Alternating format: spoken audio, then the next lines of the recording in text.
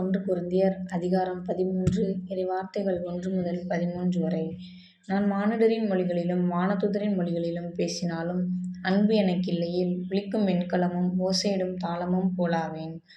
இறைவாக்குகள் உரைக்கும் ஆற்றல் எனக்கு இருப்பினும் மறைபொருள்கள் அனைத்தையும் அறிந்தவனாயிருப்பினும் அறிவெல்லாம் பெற்றிருப்பினும் மலைகளை இடம்பெயரச் செய்யும் அளவிற்கு நிறைந்த நம்பிக்கை கொண்டிருப்பினும் உமது அன்பு என்னிடம் இல்லையேல் நான் ஒன்றுமில்லை.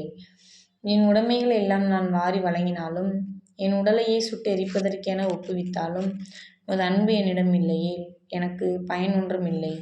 அன்பு பொறுமையுள்ளது, நன்மை செய்யும், பொறாமைப்படாது, தற்புகழ்ச்சி கொள்ளாது, இருமாப்பு அடையாது. அன்பு இழிவானதை செய்யாது, தன்னலம் நாடாது, எரிச்சலுக்கு இடம் கொடாது, தீங்கு நினையாது. அன்பு தீவினையில் மகிழ்வுறாது, மாறாக உண்மையில் அது மகிழும். அன்பு அனைத்திலும் பொறுத்துக்கொள்ளும், அனைத்தையும் நம்பும், அனைத்திலும் உறுதியாயிருக்கும், அனைத்தையும் எதிர்நோக்கிக் கொள்ளும்.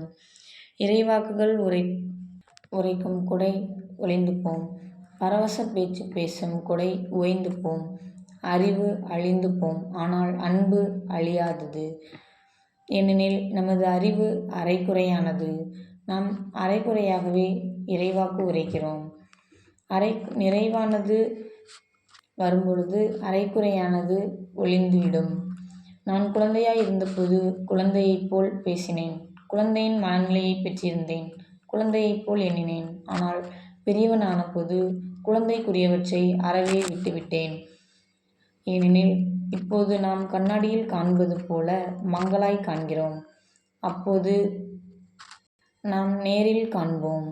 இப்போது நான் அரைகுறையாய் அறிகிறேன், ஆனால் அப்போது கடவுள் என்னை அறிந்தது போல் நான் முழுமையாய் அறிந்து கொள்வேன். ஆகவே அன்பு, நம்பிக்கை, எதிர்நோக்கு ஆகிய மூன்றும் நிலையாய் உள்ளன. இவற்றுள் அன்பே தலைசிறந்தது.